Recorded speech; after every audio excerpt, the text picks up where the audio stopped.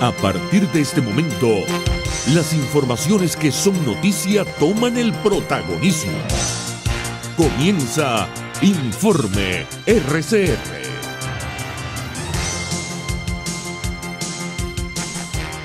Comenzamos este compacto informativo destacando que debido a una decisión de la Sala Constitucional del Tribunal Supremo de Justicia del régimen de Nicolás Maduro, la Presidencia y la Dirección General de Radio Rumbos acordaron suspender indefinidamente la programación ordinaria de la emisora con el dial 670 AM.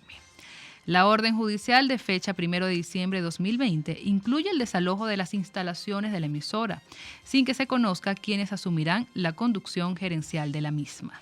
La Presidencia y la Dirección General de Radio Rumbos, a cargo de Elsa Siliciano y Manuel Isidro Molina, no tenían conocimiento de la sentencia. Entre tanto, Reporteros Sin Fronteras presentó su informe anual sobre la libertad de prensa, en el que advirtió que Nicolás Maduro propagó informaciones falsas sobre el COVID-19. La organización concluyó en el informe que América Latina fue el continente donde más se degradó la libertad de prensa en 2021. La crisis sanitaria del coronavirus, que ha servido de excusa en numerosos países para dificultar más aún el trabajo de los periodistas, ha sido especialmente utilizada en América Latina, señaló a EFE el secretario general de Reporteros Sin Fronteras, Christophe Deloire. Por su parte, la Conferencia Episcopal de Venezuela exhortó a las autoridades un plan de vacunación urgente para todos los venezolanos, debido a los crecientes casos de COVID-19. En este sentido, el monseñor José Trinidad Fernández, secretario de la Conferencia Episcopal Venezolana, destacó que la vacunación debe ser sin discriminación y con una jerarquía, comenzando por los médicos, quienes están en primera línea ante el virus. La población nuestra, que el país se convierte en un campo de experimento de productos inseguros, creo que también esa es una de las cosas que tenemos que tener presente. La vacunación es importante porque se logra, como señalan los expertos en el campo científico, se logra la inmunidad de rebaño. Creo que es urgente las vacunas. Aquí esto no es una cuestión, digamos, simplemente en el que buscamos a unos sí y a otros no. A unos sí vacunamos y a otros les damos fuera. Es una cuestión también de sensatez y de guardar también dentro de todo lo que concierne a que la población sea vacunada, guardar todo, hacer todo aquello que permita que la gente tenga acceso a las vacunas. Por su parte, el régimen de Nicolás Maduro aseguró que esta semana se hará efectivo el pago del resto de la cuota para entrar en el mecanismo COVAX, la cual, iniciativa de inmunización liderada por la Organización Mundial de la Salud. La información la dio a conocer Maduro a través de sus redes sociales con el siguiente mensaje: Venezuela ha pagado completo, recursos conseguidos con sacrificio, gracias a la labor profesional y técnica del Banco Central de Venezuela. Recordemos que el pasado 10 de abril el régimen ya había anunciado el pago de la primera parte de los casi 120 millones de dólares que se requerían para el sistema, destinado a vacunar al 20% de la población venezolana. Entre tanto, la médico infectóloga Patricia Valenzuela afirmó que en el país no se cuentan con las suficientes pruebas PCR para diagnosticar el COVID-19 y así controlar la segunda ola de este virus. Valenzuela aseveró que tanto los hospitales públicos como las clínicas privadas se encuentran abarrotadas por la cantidad de pacientes contagiados. En las clínicas y en los hospitales no había Virocul. El Virocul es el hisopo o el aplicador especial que se usa para la toma del exudado nasofaríngeo, que viene incluso con su medio de transporte, que lo distribuye los distritos sanitarios en Caracas a todas las instituciones que estén atendiendo pacientes sospechosos de COVID-19. Y al no tener cómo tomar la muestra, pues obviamente el número de pruebas que se realizó diariamente también disminuyó. Siguen todavía las áreas de aislamiento, tanto en los hospitales públicos como en las clínicas privadas, ocupadas en toda su capacidad. Y sabemos también que hay un número de personas que están siendo atendidas en su domicilio porque no hay disponibilidad de cupos en hospitales y clínicas. Mientras, en el estado Carabobo, el gremio de enfermería denunció que de 40 a 50 profesionales se han contagiado por COVID-19 en lo que va del mes de abril. Al menos 8 enfermeras fallecieron con clínica sugestiva en lo que va de esta pandemia. Situaciones más problemáticas, más dantescas, en incidencias de mortalidad, pero también en contagio.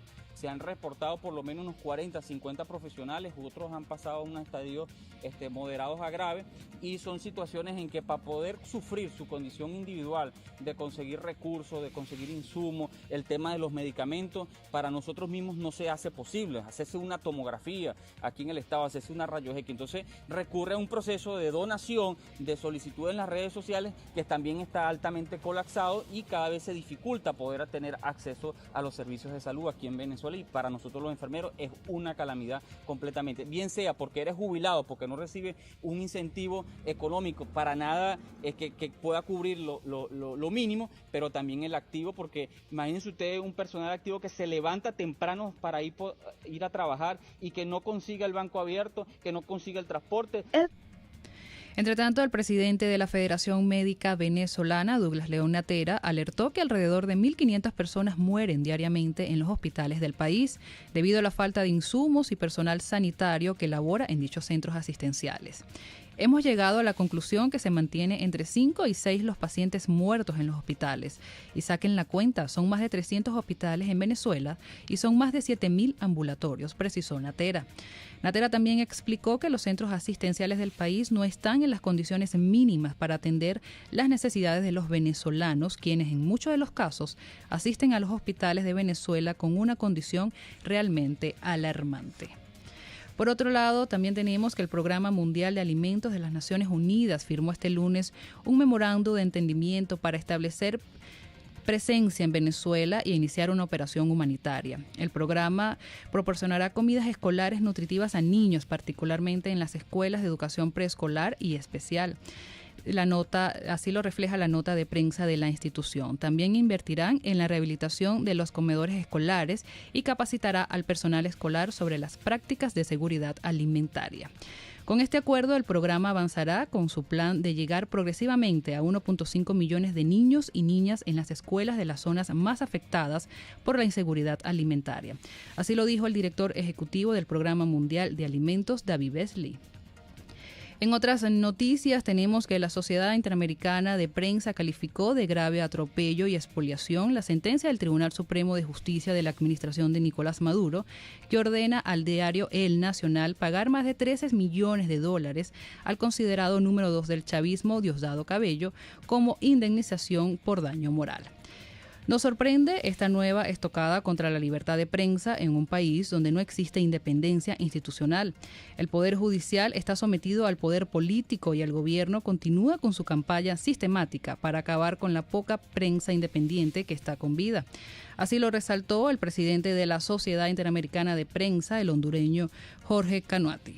Por su parte, el presidente editor del diario El Nacional, Miguel Enrique Otero, afirmó que esta sentencia es un exabrupto jurídico y que tiene como única finalidad expropiar el medio de comunicación y ser entregado al chavismo, como ha pasado con varias empresas en el país. Tiene como finalidad, la única finalidad es quitarnos las instalaciones, quitarnos la empresa, quitarnos el Nacional y entregársela a Diosdado Cabello para que él la maneje. Es así como es una acción absolutamente digamos primitiva, porque es una acción donde Diosdado Cabello ha estado prometiendo eso en sus programas, y entonces el Tribunal Supremo de Justicia, que debería llamarse el Tribunal de Diosdado Cabello, se presta para esa acción. Eso es lo que está pasando.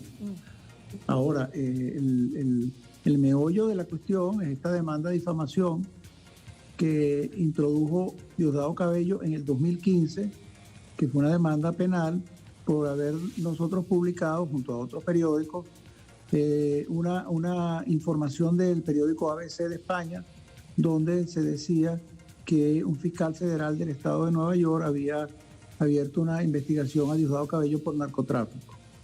Él dijo: eso es mentira y es una difamación, ustedes no tienen pruebas de eso. Y por supuesto, nosotros lo que habíamos hecho era tomar la información del diario ABC y del Wall Street Journal el día anterior.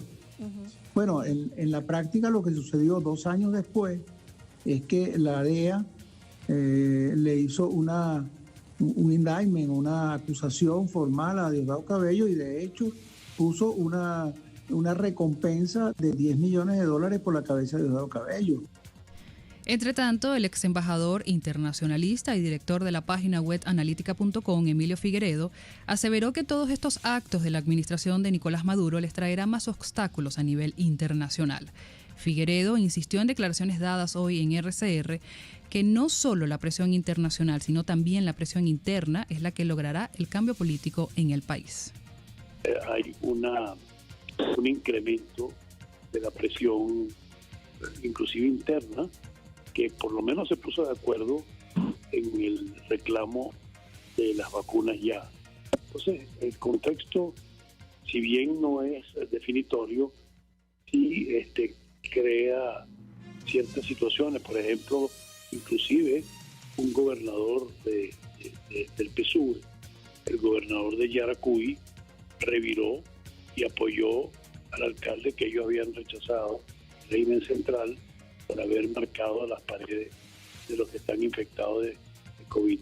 O sea que vemos una situación que es complicada, compleja, pero que, por supuesto, que el régimen responde con más represión o con acciones tan absurdas y tan controvertidas a cualquier nivel mundial, como la sentencia del TCJ contra el Nacional.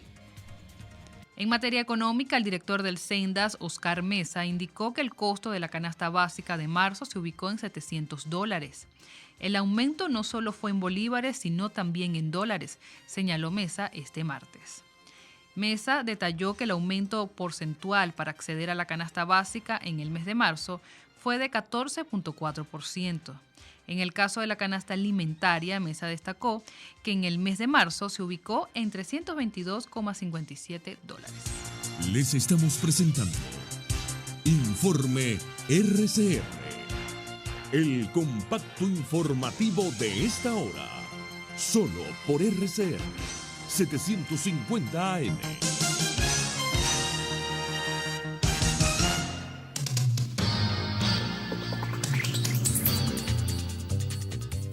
En materia internacional, la Agencia Europea de Medicamentos reafirmó su confianza en la vacuna contra la COVID-19 Johnson & Johnson, indicando que son mayores sus ventajas que sus inconvenientes. El comité responsable de evaluar los problemas de seguridad de los medicamentos de uso humano analizó los casos de 6 personas que recibieron Janssen y desarrollaron entre 6 y 13 días después con síntomas de trombos cerebrales venenosos en combinación con niveles bajos de plaquetas de sangre y hallados ciertos vínculos. En otras noticias, los jefes de Estado y de Gobierno de España, Portugal, Guatemala y República Dominicana, quienes asisten de manera presencial a la 27ª Cumbre Iberoamericana, ya se encuentran en Andorra, donde fueron recibidos con honores por las autoridades del país pirenaico. Los 2 únicos mandatarios de países de Latinoamérica que asisten presencialmente son los de Guatemala, Alejandro Giammattei, y el de la República Dominicana, Luis Abinader, puesto que los demás van a intervenir por videoconferencia debido a la pandemia.